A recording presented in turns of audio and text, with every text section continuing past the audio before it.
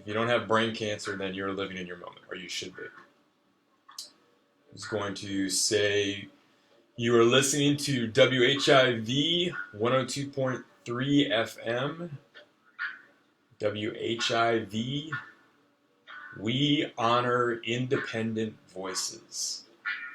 And something to think about on all this identification with politics. I think it's pretty unhealthy for the most part.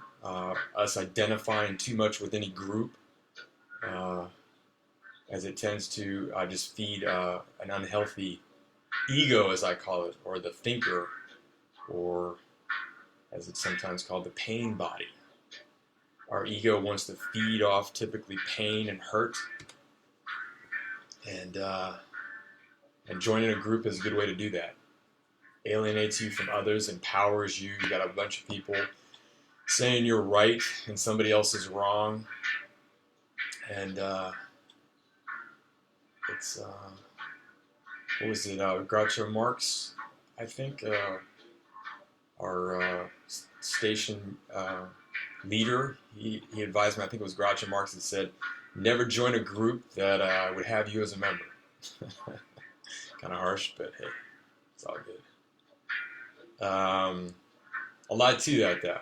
But mine may be ego stuff, too, on that. I think maybe as a young person, I remember a few times I got, I think, almost booted out of a few groups. And that kind of did not make my ego feel good. So, who knows? Maybe I'm just, this is my ego's, my thinkers, my monkey mind, which is, the show is monkey mind, which is a Buddhist term that relates to, let's see if I can even remember it. It's Mardi Gras too, so I'm a little out of it, extra. Yeah, okay, the monkey mind. Monkey mind is your thinker, and it always wants something to do. That's that voice in your head that we all, most of us identify as ourselves. Whereas there are some practices that say that's not really the case. That's more of a, almost like a parasite. And that you are more of the awareness of that can listen to that thinker in your thoughts. That you have that ability. It kind of signifies you got something else in there, and that's what I think in the Buddhist terminology is a more essence or more core of your being.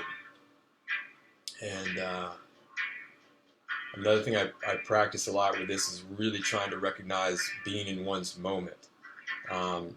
Too often we're always dwelling on mistakes we made in the past and or worrying about things that are going to happen in our future. And we are truly living only in our now, in our moment. The other stuff does not exist. And that's where we're getting anxiety, depression. If you really practice living in your moment, and it takes time, it takes forgiveness of oneself for not doing it, you really will escape both depression and anxiety, and be in your moment. It's a beautiful thing.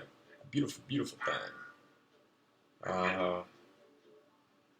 Yeah, I mean, it goes back to independent voices. I mean, I think I always make the analogy. It's kind of like the Rome, because Rome had all these masses, and to pacify them, they did all the gladiatorial stuff, and that's basically what, personally, I think our political system has basically morphed into a way to distract the masses,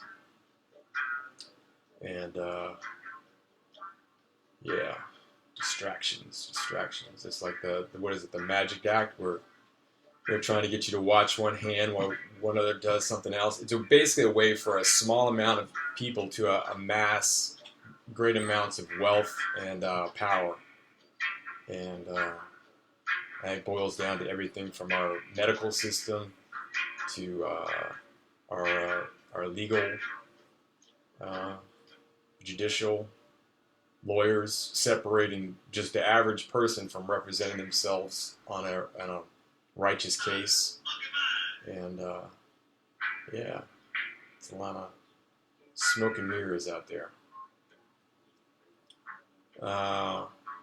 Yeah, so back to the brain cancer portion of the show. I was kind of thinking I was going to start leaning the show more towards like positive living, because that's really what this experience of us being conscious, I think, is all about. Is really embracing the moment, being a part of it. Uh, yeah, and making even peace with this other, our flesh not being here, and maybe our monkey drifting off. And then we just embrace kind of our awareness. Like I was like this one thing I heard, it was like basically saying, because I'm in a lot of these groups with the brain cancer thing. Anyway, back in, okay, I'll go back to this, my quick origin story. So in, was it 2005, I got diagnosed with brain cancer, and then shortly thereafter, they told me it was a GBM, and that I had 6 months to live. And so I did like brain surgery and did a bunch of, I did chemo, radiation, and then it looked like I basically was going to die in 6 months. And then I did my first surgery at Ochsner here in the city, and then I went for a second opinion at MD Anderson and stayed there for a while.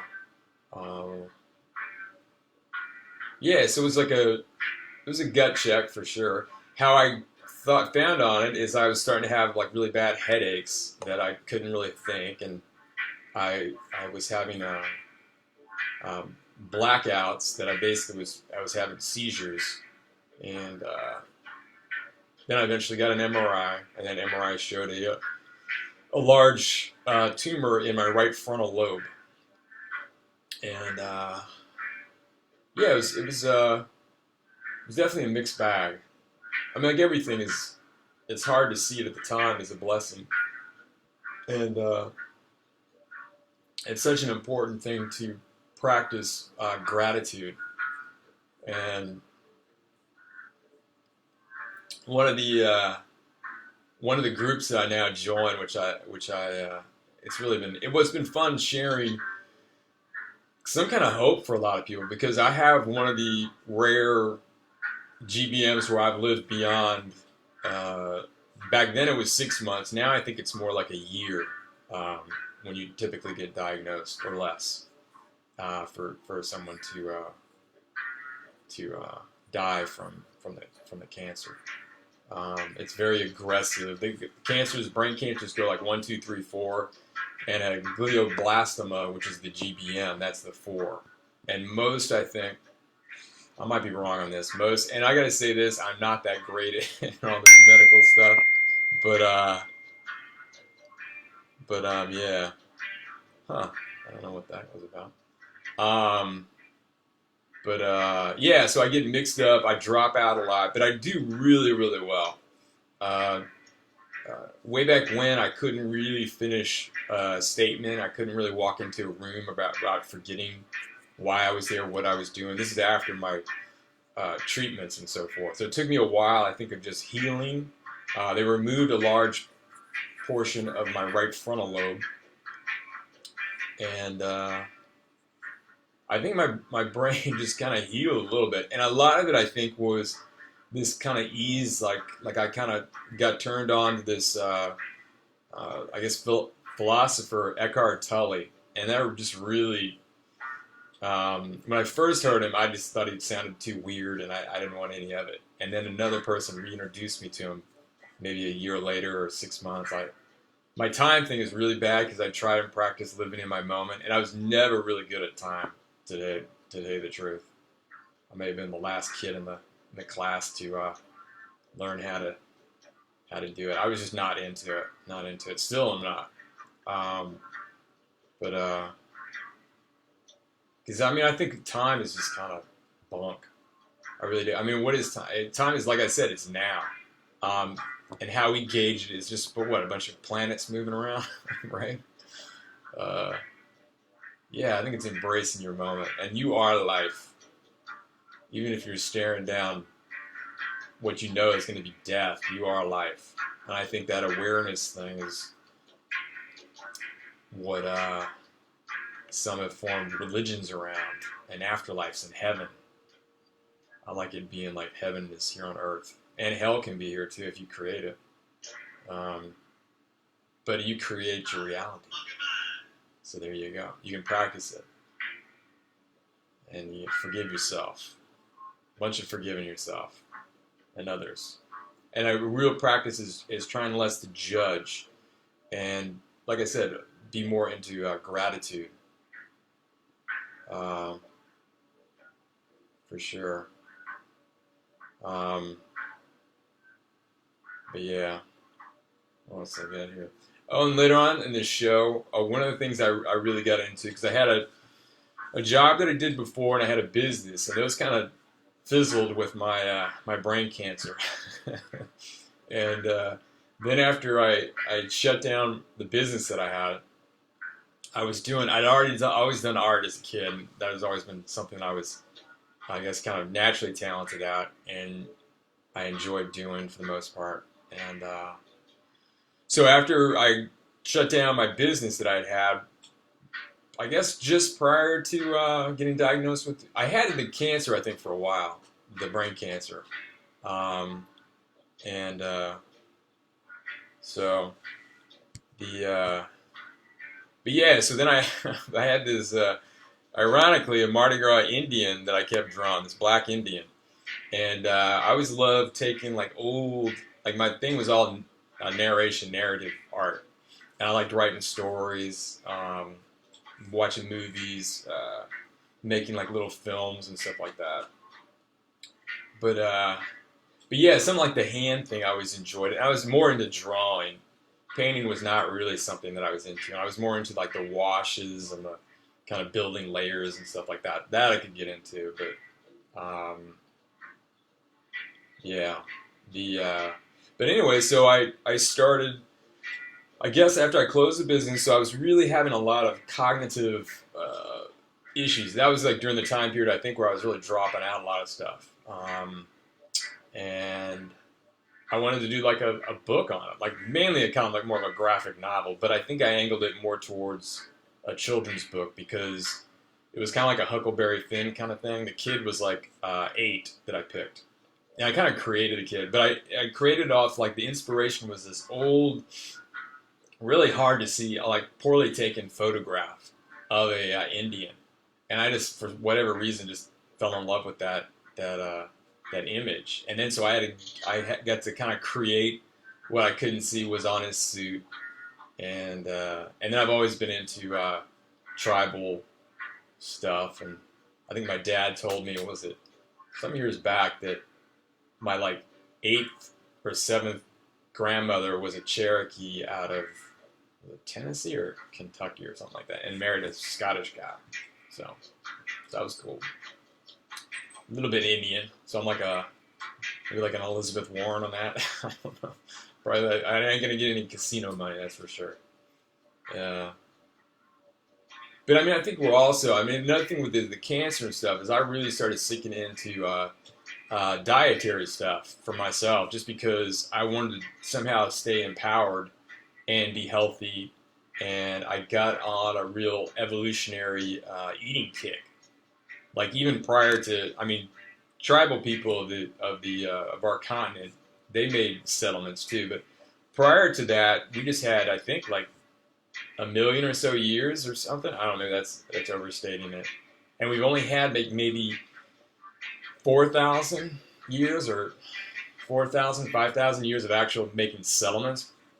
Prior to that, we were migratory, and we followed game basically, and we were mainly eating animals, protein, because it was the max nutrient. And I think I'd heard, I don't know how true, like a lot of stuff I say, I don't know how true it is, but so when it makes sense to me, I think that's a part of my frontal lobe injury. I get more inclined, like if I think it sounds logical, like I almost have to do it, or I really believe it, and I get a little bit like a broken record on it. Like with the Eckhart Tolle, that hit me As soon as I listened to a little bit of that, I was like, wow, that is really it. And that's a lot of the stuff that's been plaguing me. And so I was all into practicing, and I will say practicing because I do not achieve it 24/7. But you always have another now to redo it. It's like, oh, that was I totally botched that. Okay, I got a new moment right now. So it's like you don't have. I'm not living in my past. You know what I'm saying? Yeah. Okay. It was 5 seconds ago. I forgive myself. I'm moving on right now. I'm gonna try again. Try again. Yeah, I think that eased a lot of, like I was talking about, the irritations I was having with my cognitive function, where I couldn't remember things, I couldn't do certain stuff that I used to have done, and you can be really hard on yourself on that. And you're like, oh man, you can get that negative voice in your head that's always scolding you, or you can just go easy on yourself and be. And I think this is something really. I mean, you don't have to have cancer to come to this epiphany and find the need for it. A lot of us are run by a very unhealthy thinker, and that's something just to practice. Like I said, it's a practicing thing, which goes back to the one of the things with all the treatments and everything I've been poked and prodded and funneled poison basically. It really reminds us we're all kind of in the same boat. Like doctors, everybody glorifies a doctor, but they're literally practicing medicine. There's a reason they say that. And I can't say I know it really worked in my case. I want to say to the cancer artist that I think it was a chemo cocktail that I took immediately following my full radiation treatment that I took at MD Anderson. After that, and this is why when I looked like I was really on that 6 month of breaking on through to the other side, what was it? I drifted there. But yeah, so I was, okay, so I just finished my radiation at MD in Houston, at MD, that second opinion I was telling you all about. So I was there, and I just finished the radiation, and they do this thing, once you finish radiation, you ring a bell, and it's like this big implement. They're always kind of, hey, you're going to ring the bell like in so-and-so weeks. And, yeah, so anyway, so I rang the bell, and then they do like an MRI just to see because that's really how they judge, what your tumor, once they've established it. And I really got to, I guess, establish it with some of my brain surgeries and then a biopsy. So they actually test the tumor, and they can really pinpoint, I think, a lot of exactly what it is, and, to make the thorough diagnosis. So anyway, so after I finished radiation, and this was like a big deal, I had brain, all this surgery, so you're really hoping for, because I mean, the alternative is, it's pretty spooky. I mean, it's just the unknown. Yeah, so after my radiation, I go see the doctor who's just like this guru. I really got a good vibe from this guy, and I think that's always a key thing: is get around doctors and try and get a doctor that you like, because he may be the last one you get. So at least you go out with somebody that you're liking. Anyway, so this guy said my tumor had gotten bigger, the 4 parts of it, because your cancer can have different varying degrees of intensity and so forth. So, yeah, so mine had gotten more aggressive, bigger on my right frontal lobe. And he was about to do this new protocol, but he was like, I don't think you got the time here, man. I'm not doing it, because he had, strict criteria that he had to follow to do these trials, I think they call them. And he's like, I don't think you have the time. I think he was going to do his in a month.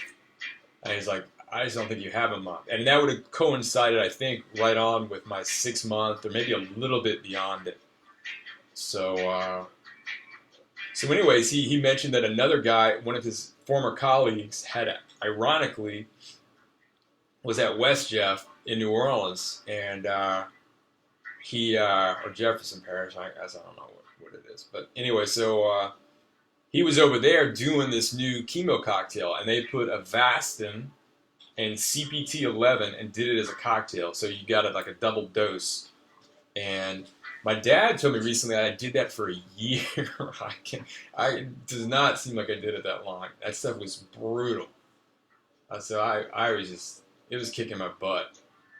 I remember going to up into the room where you're doing your chemo, and it just seemed so like kind of gross. Really, it really did. I remember the bags. It was like this yellow fluid kind of. They stick you and then pump you full of that. And it seemed like it was like hours, like 3 hours or something like that. I don't know. But anyway, they'd have like like the daytime TV be on, so there's like game shows or soap operas. No cable. So yeah. So anyway, I did that, and I think. Okay, my dad also said this, that I was the only one of 155, he even said 55, but I don't know, he might have been embellishing, that made it through. And I only made it through because I lied and I cheated. I hid a trash thing under I told my doc I wasn't getting sick, and because he had seen me getting sick before, and so he was saying, we're going to have to take you off this medicine. And, the chemo, you're not allowed to just keep getting sick on it.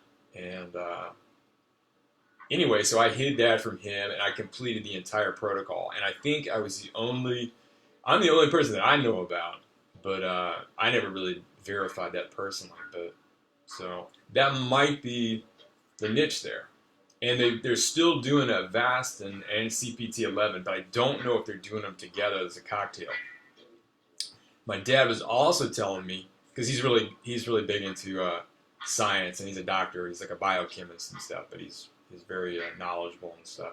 He told me that that leukemia way back when, I don't know, 30, 40, 50 years ago, was very much like GBM is now. The survival rate was like very dismal, and past this, a relatively short period. And that it only changed when they started really kicking up the chemo, making it very nauseous, and also accepting that people are going to get sick. That they kind of worked that kind of into the protocol, and they started having better results. So I don't know, maybe that's part of the answer. And it's nice because we got these. That's why I go back to like doctors are practicing medicine, and then you got to have certain mentalities. Like a good cutter dexterity is maybe not the greatest for being a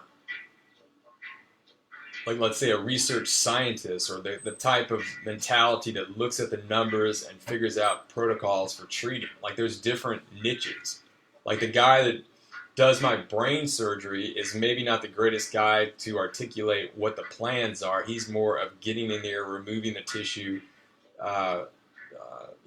making the patient alive. Whereas you got to have almost another kind of person in the equation that's really focused on designing the treatments. And you can also go back to the whole money power thing. Curing cancer, like if you were to cure cancer right now, you would really mess up a lot of the medical economy. I mean, can you imagine? Because really where the money's at and what they geared everything really, I think, more towards is treating the symptoms. Yeah. And like the other thing was like nice to show. Like when I went through the process, I didn't have anybody else that was functioning that I could talk to or that I got to see with a GBM. So it was kind of like you were. Yeah, I mean, it looked like you were gonna die. But I mean, I think it's so cool about like kind of practicing living in your moment. I mean, your moment is like an eternity. And if you really soak into it, like, meditating, and meditating can be kind of easy. That's another thing with the monkey mind, is they always want something to do. So what you do is you want to try and get some meditation in. Just ask your monkey, am I breathing? And the monkey, the thinker, will start to listen to your breath, And yeah, just get into that. And then you just keep asking your monkey, am I breathing? And that monkey, he doesn't care what he's doing. He just wants something to do. Little monkey. And you don't want to be mean to your monkey. That's like being mean to yourself. You don't want to do that. Like fighting begets fighting. Like a lot of people are big on to this kick, like you're fighting cancer. I was taught not to do that by my incredible, lovely Reiki. Because like fighting begets fighting. And basically it's more, I like to do the analogy like the friendly bouncer. And you can personify the cancer, not your cancer, but the cancer. Let's make that. You don't want to make it. I have a problem of saying that the possessives on that. But anyway, so yeah, so it's like you approach things and like a friendly bouncer, you personify the cancer, go up to it and say, hey, it's time for you to leave. Please, you've had enough. And then, graciously, friendly strong, you know what I'm saying? Friendly strong. Show them the door.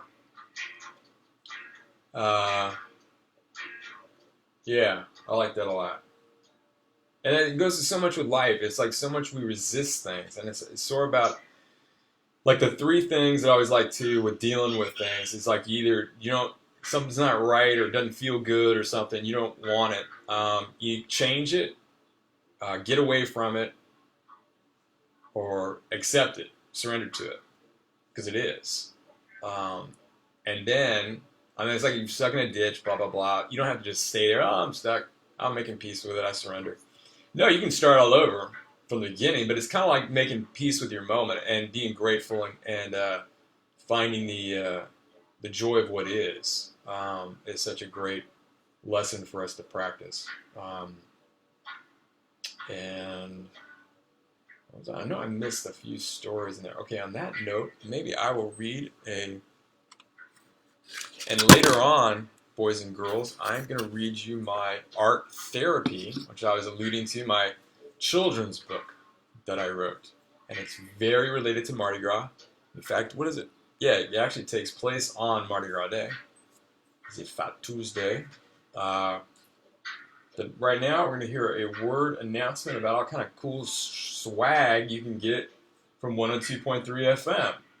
And I am wearing my tank top and a faux fur right now. I'm looking very festive. Did you know that 102.3 FM WHIV-LP New Orleans has been broadcasting for 5 years? We are able to honor independent community voices with your support. T-shirts, hoodies, white fanny packs, and more make for great gifts. Or treat yourself. Knit caps are in here too, because it's a little chilly. And the logo is very cool. It's black and white, and it has like one of those old-timey microphone icons on it with lightning bolts shooting out of it. And it says WHIV at the top. And so that is We Honor Independent Voices. And then we got, what else is it? That's about it. But it's a very cool logo. It's very sharp. But you can check it out. Simply go to WHIV.org and click Store. That's WHIV.org. Thanks, y'all. And I actually use y'all a lot. I do. We are not a radio station with a mission. We are a mission with a radio station. End all wars. And what a beautiful sentiment. The war. I always like that. One of my favorite authors is, God, what's his name? Jim Thompson. What did he write? He wrote that book, The Killer Inside Me. Like, I kind of relate, like, the war thing. It's like you gotta end the war in you first. You know what I'm saying? Yeah, practice that. Making peace. Making peace. So what else I got here? So, art therapy, we talked about that some. F and G. I love making notes for myself, and I don't know. Like, it's like a shorthand. What is that? I do that a lot. Oh, so with my GBM that I was mentioning, I can go back to the cancer stuff. Um, so it's like 14 years. So I got really, knock on wood, uh, lucky with that, and I'm grateful for just every little moment. Not sure I've been in my moment the whole time for sure, and but hey, that's okay because that's done. It's gone. I got right now, so I'm gonna really practice that today a lot, and in my moment, uh, being in our moment. Why don't we take a moment? Y'all take a moment out there, and if you're listening to me, y'all just ask yourselves, am I breathing? Did you do it? Kind of works. And I was like, had this epiphany on a few shows back. I'd never really thought about it. That really is the essence of meditation. Like too much of the time, we like put all this like preconceived notions in it. Like, oh, I'm gonna like go meditate for 30 minutes. Like you've already shot yourself into the future to make this thing where you're gonna be meditating in that one moment. So it's almost like you just do the monkey mind little meditation. Am I breathing? And I mean, you're meditating, you know? And it's kind of a cool thing. I was like, yeah, okay, I get that. Because this Buddhist that I got it from, he was kind of lamenting that he was having difficulty with meditating. And so this was his practice. And that's where I got that monkey mind thing from. And yeah, I clicked with that. Because that's what I had a lot of problems with. I always thought for a while that I gave myself brain cancer because I had brain origin cancer. It didn't metastasize out of my body into my brain. And I thought that all my negative thinking and I had just worn down my immune system. And that may be the case. My doctor said that was not the case. He did not buy that. But I don't always agree with my doctor. However, when they tell me to do nasty stuff, I'm like, yeah, let's do it. Well, not all of it. But yeah, I definitely I like to weigh the pros and cons and stuff. Like I didn't never want to do anything that would negate future treatments unless I was at that stage. Like you'd hold that off. Like there's certain things you can do that once you do that, you can't do then XYZ then. So I was like always holding off. And then I got a really, I guess, a good attitude for getting like brutalized, where I was like, bring it. And that's like that whole thing when I was doing that nasty chemo. I felt pretty rough, but I was throwing down. I was like, all right, I'm gonna do this. I want it. I'm gonna make it. You know, not make it in the end thing, but through the treatment. I really did try and stay in the moment and not get too cocky with any minor, successes. I was going for the whole thing, and they were going to tell me when it was over. I was going to keep swinging until, and not fighting, but just trying, keeping myself motivated to do treatments was how I looked at it. And yeah, I just didn't want to take anything for granted. I mean, that's maybe, I don't know, some superstition that I have or something like that. But, yeah, so anyway, I kind of lost the point of the story. The point of the story was, so it's been like 14 years of just every year I get an MRI and it's basically seen stagnant. Right after the chemo I was telling y'all about, they do MRIs and they just saw no activity. Like it wasn't changing, it wasn't growing, it didn't look like it was moving at all. And then they did that for maybe another year or something like that, and then, or maybe less, I don't know. Or maybe because they were doing more periodic MRIs back then, that would make more sense. So anyway, I lost what I was going to say again. Okay. I swear I'm pretty good, you guys. Yeah, I was talking to an old friend of mine, and I was really backward jogging. I was like, man, I was trying to impress you how much I could stay on topic. Anyway, so that cancer thing, shoot, what was that? Okay, yeah, so they saw no progression after I finished the chemo, and then they did this fancy, I think it was like a CT scan or something like that, where it actually just looked at blood flow. And where my tumor was showing no blood flow. And I think it's like cancer takes it wants a lot of fuel. to run. So typically it's run, blood flow is a big, that's how it's eaten. And like I said, I might be saying that wrong. I don't know. That's how I interpreted it. Anyway, so it wasn't getting. So based on that, he determined that it was, as I had always incorrectly called it, dead tissue. It's actually scar tissue. And I was thinking that, what is that? Chili Peppers song. Scar tissue that I wish you saw. Yeah, it's kind of spooky. So on the MRI, you see like the black area where tissue is removed, and basically it's just, I guess, filled up with fluid. And then all around that is these white area. And white area is typically how the cancer shows up too. So it's kind of hard for them to judge it sometimes. That's thus the MRIs and seeing changes. But I mean, scar tissue's got to grow and stuff too and occur. So it's kind of it's a hard thing to diagnose. But anyway, his interpretation was that was dead tissue.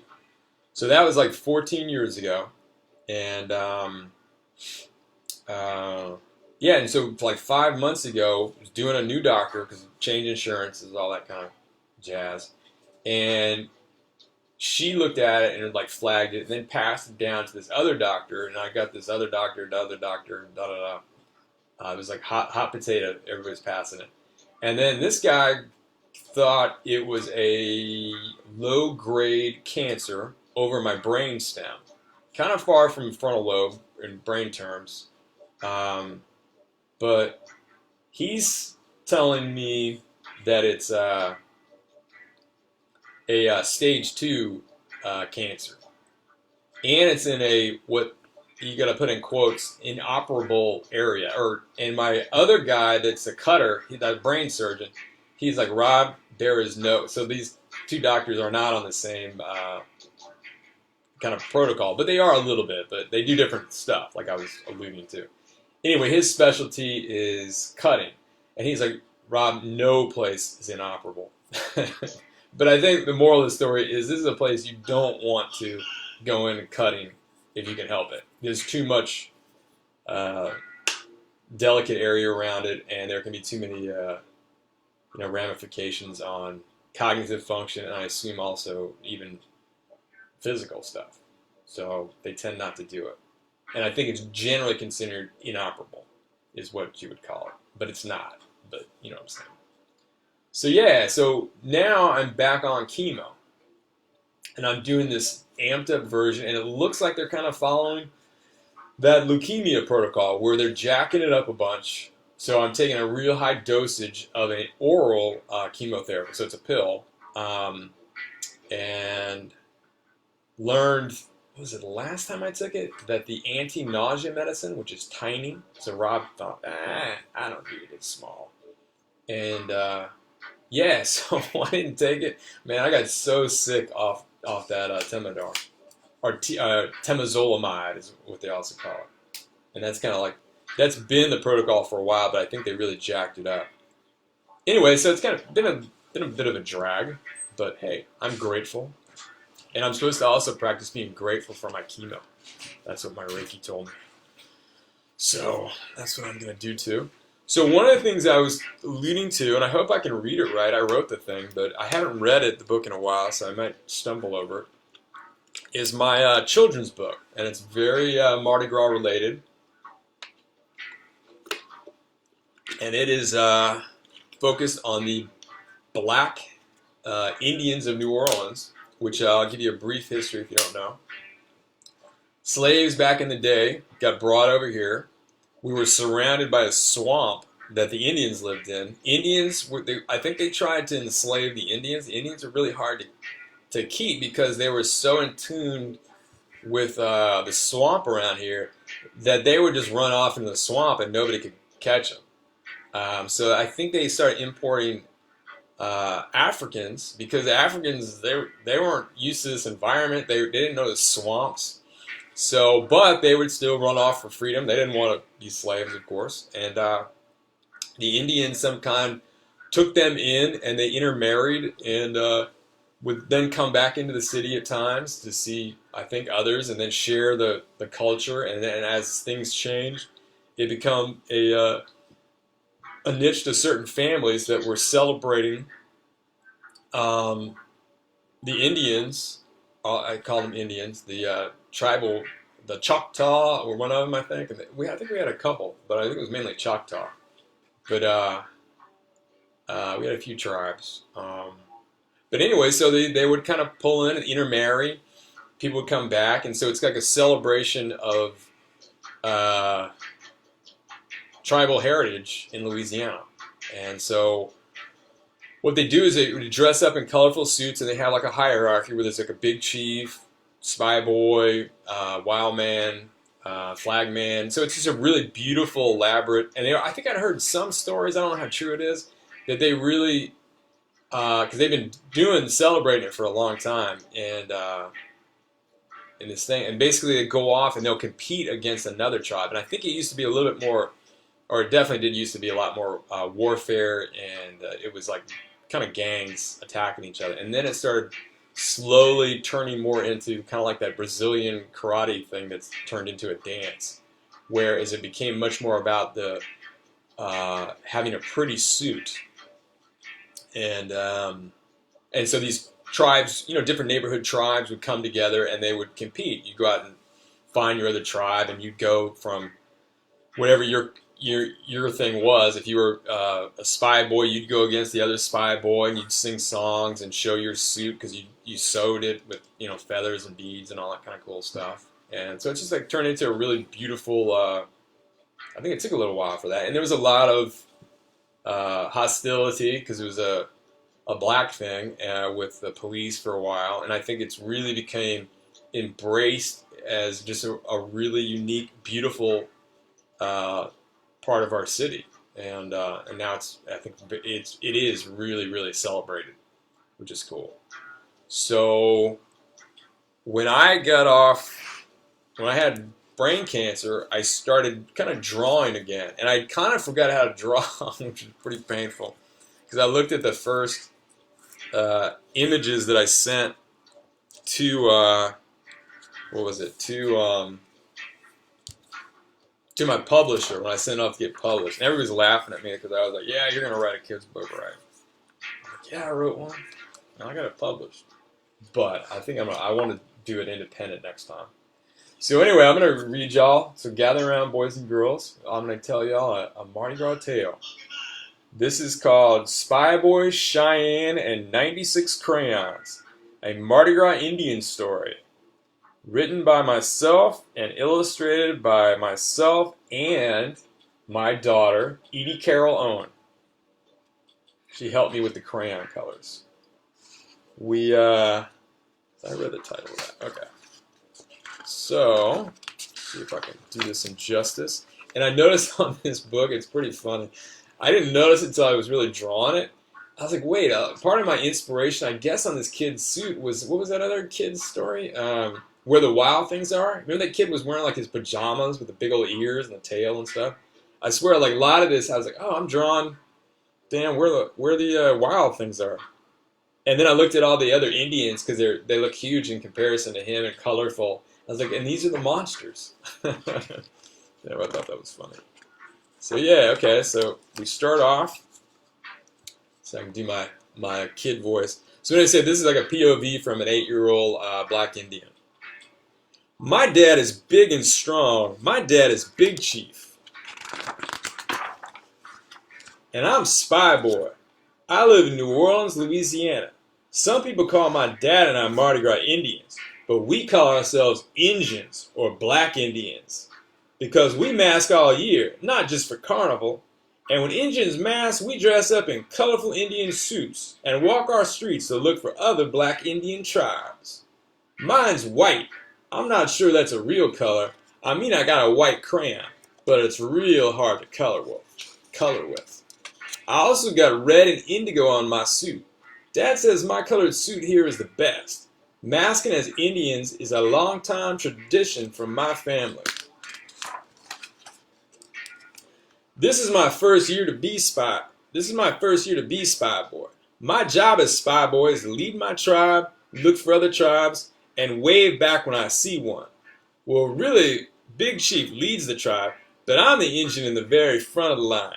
Big Chief says who's in the tribe, what part we'll be, and where we go. Everybody in my tribe is family or a good longtime friend from our neighborhood. So I wave back to my flagman, and he signals to my dad, Big Chief. Dad signals back to flagman what to do and where to go. Flagman then signals me what to do. We got a code when we wave. So flagman's job is sending signals between the tribe and Big Chief.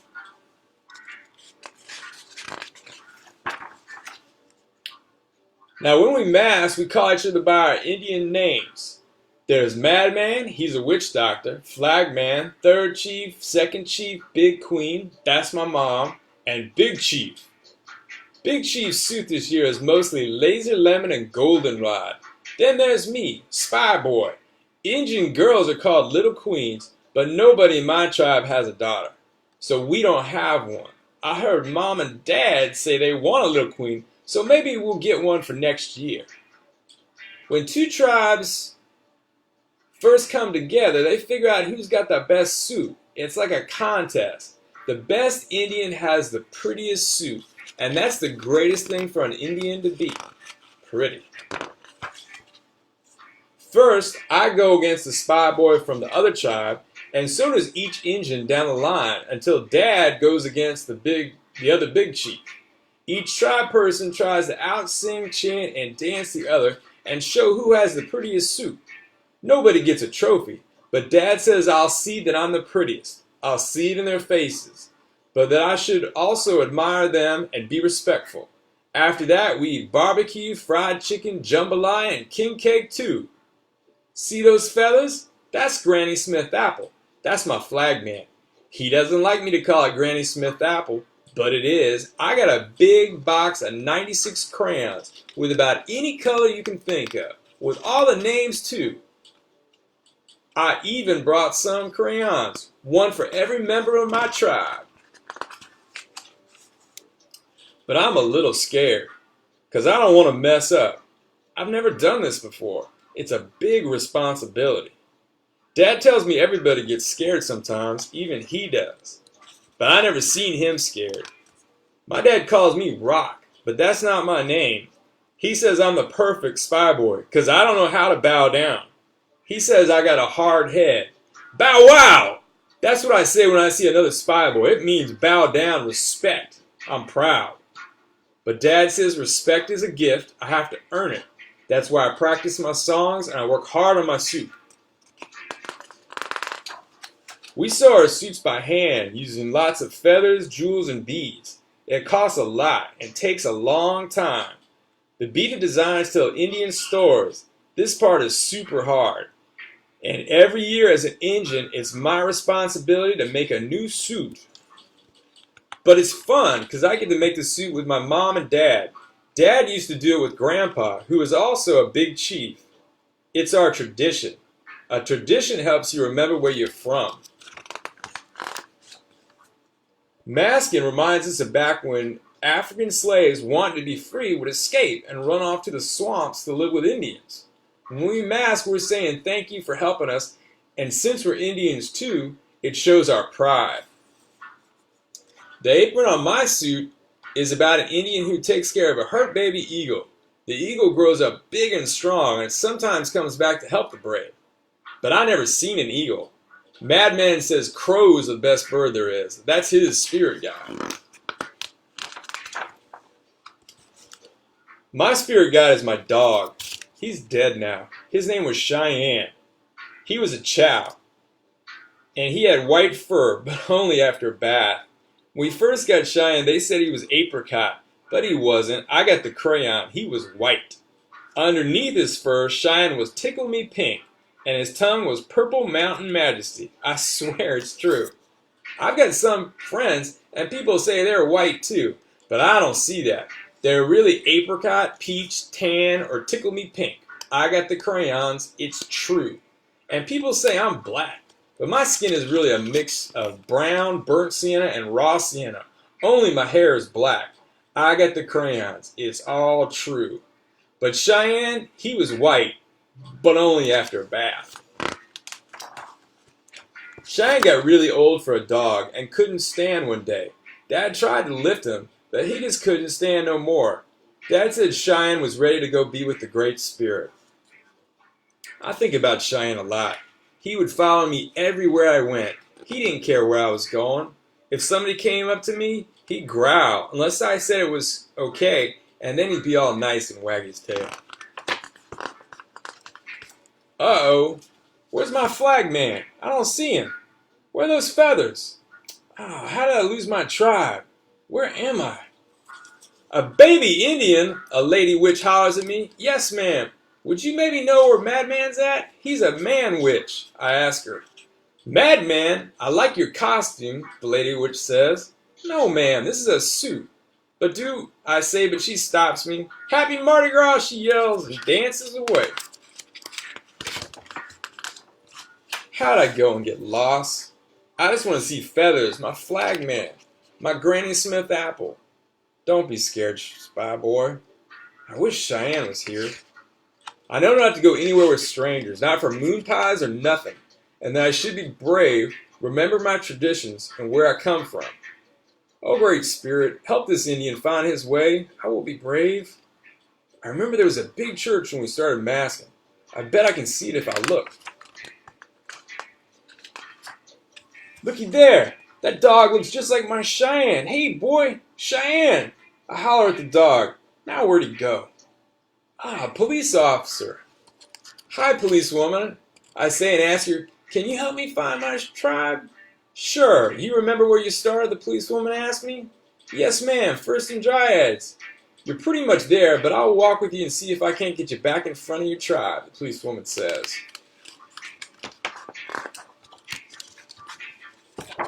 You know what color you are? I asked the policewoman.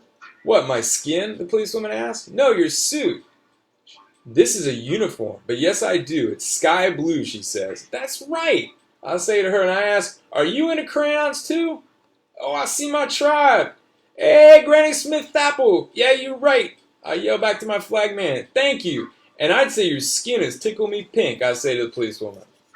I wave back to my flag man. It's all good. Looks like my tribe missed me. All I see is feathers shaking and teeth smiling. And look, there's the other tribe. This is it. I made it back just in time. Big Chief is coming! I yell loud. And I scream like the Indian that I am. Aye! And we're all going to sing Indian Red. And that's not a crayon. That color is on the inside. I am Spy Boy, and I say bow wow! That is it. Until next time, the sequel. I got a sequel for it too.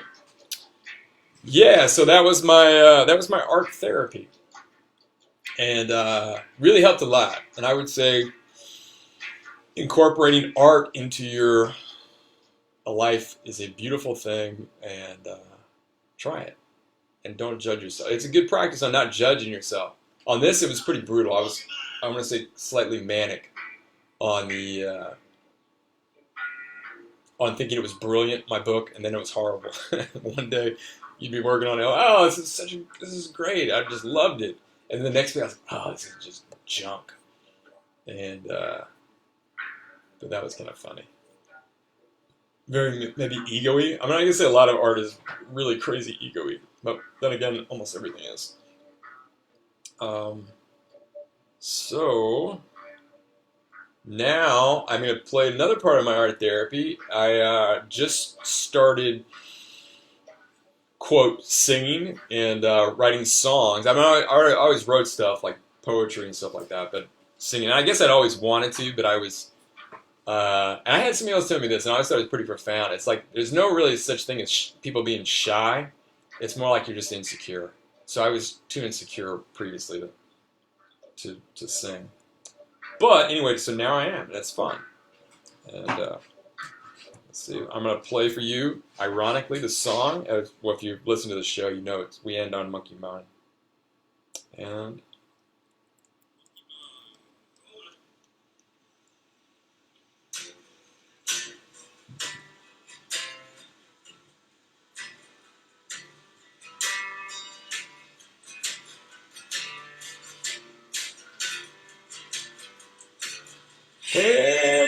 monkey.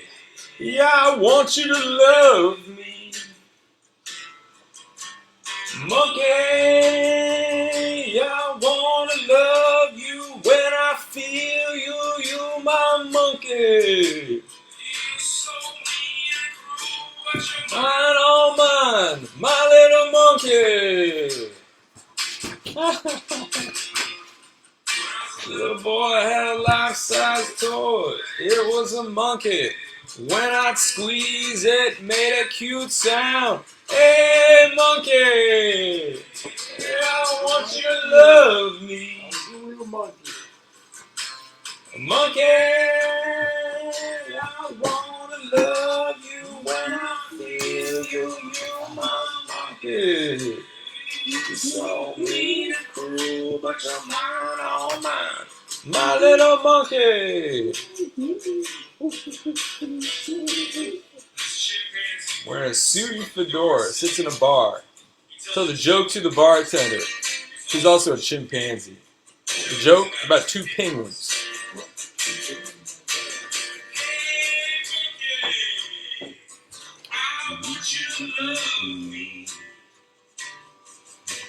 Monkey, I wanna love you when I feel you, you my monkey. Hey, monkey. Mean and cruel, but you're mine, all mine. My little monkey. Chaka. Chaka. Chaka, chaka. Chaka, chaka. Oh. I don't really care, you're not mine, all mine.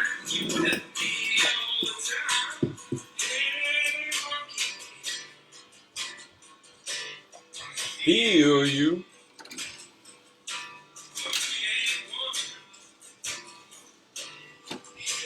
Hey, monkey. Okay, y'all, I'm going to slowly fade off into the distance. Y'all have a great Mardi Gras. Love yourselves and others. No judging. Be in your moment. Big kiss. And what was I lost my train of thought a little bit. Oh, we lost. Oh, train of thought. You didn't today. You were smooth, buddy.